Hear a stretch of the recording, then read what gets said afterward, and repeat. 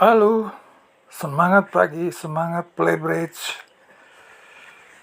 Sebelum cerita banyak ya, terima kasih kalau subscribe dulu, karena subscribe itu sebetulnya gratis. Jadi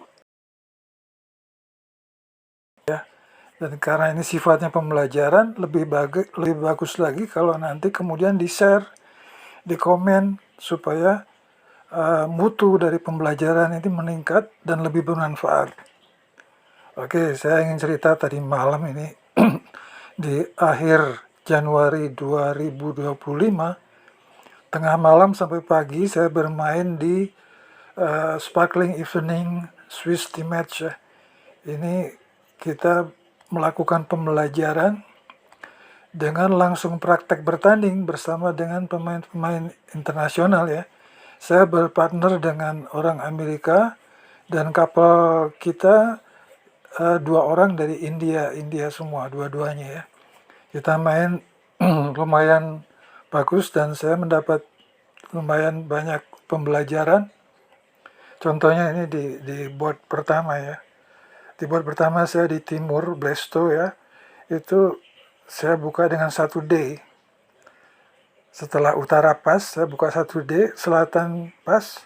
Partner saya langsung 6 notram. Saya agak kaget juga ya. 6 notram berani dia spekulasi dia. Ternyata dia punya poin 18, saya poinnya 14. Jadi spekulasinya dia ternyata positif karena total kita 32. Cuman masih riskan juga. 32 kan ada 8. Ternyata ya untung-untung bukan yang di luar, bukan as 2 ya. Yang di luar itu king 2 dan ada jacknya, ada jack 2 juga. 8 poin di luar. Dia mainkan dengan baik sehingga masuk 6 notram dan kita dapat 11 IMP ya. Kalau ini permainannya leadnya dengan hard ya. Lead hard itu menguntungkan sekali karena kemudian menjadi masuk ya. Oke lah, nanti kalau permainan ini sebetulnya nggak hanya diperlukan countingnya saja. Pada saat bidding kan tadi sudah ada spekulasi ya. Jadi countingnya itu harus betul. Berapa trik yang harus kita pastikan bisa dapat. Kita harus pastikan dapat 12. Maka masuk itu 6 notram. Board kedua seri ya. Board ketiga kita mengedonkan lawan. Jadi dapat 4 IMP. Board 4 ini yang kita dapat mengedonkan lawan dengan 3 notram -1, tapi IMP-nya kalah karena di sebelah pasangan kita melakukan blunder juga sehingga mereka dapat double score ya, skor untuk lawan jadi 12 IMP. Ya itulah, karena bridge itu kan tim ya, jadi tidak mungkin hanya pinter satu orang atau pinter satu pasang, tapi harus 4-nya itu rata lah, relatif rata lah. Saya sebetulnya kemampuannya belum seberapa, cuman saya jadi ikut belajar sama orang-orang pintar. Ya akhirnya jadi bisa menyesuaikan diri lah. Itulah ya, getting better lah, getting better. Kita mesti memperbaiki diri sehingga supaya mutu kita meningkat setaraf dengan orang-orang yang di kawasan internasional lah kita coba mainnya. Yang namanya belajar kan harus berani serius ya.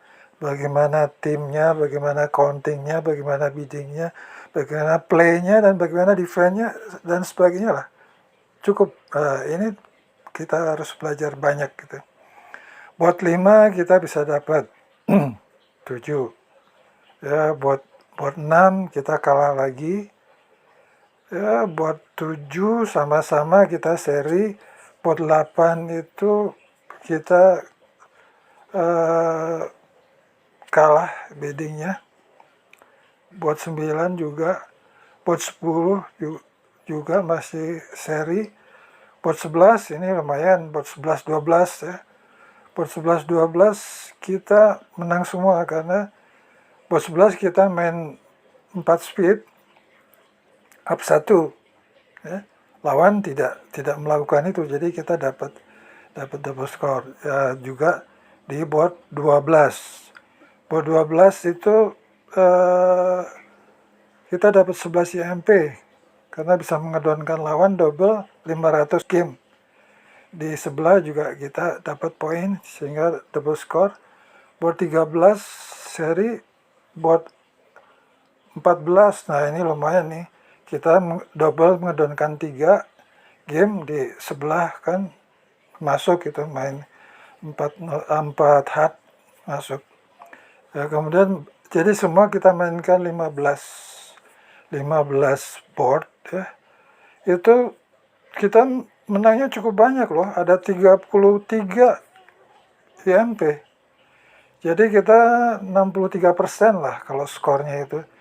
Kalau di ranking itu kita masuknya di ranking keberapa ini? Ranking ke-8 internasional loh.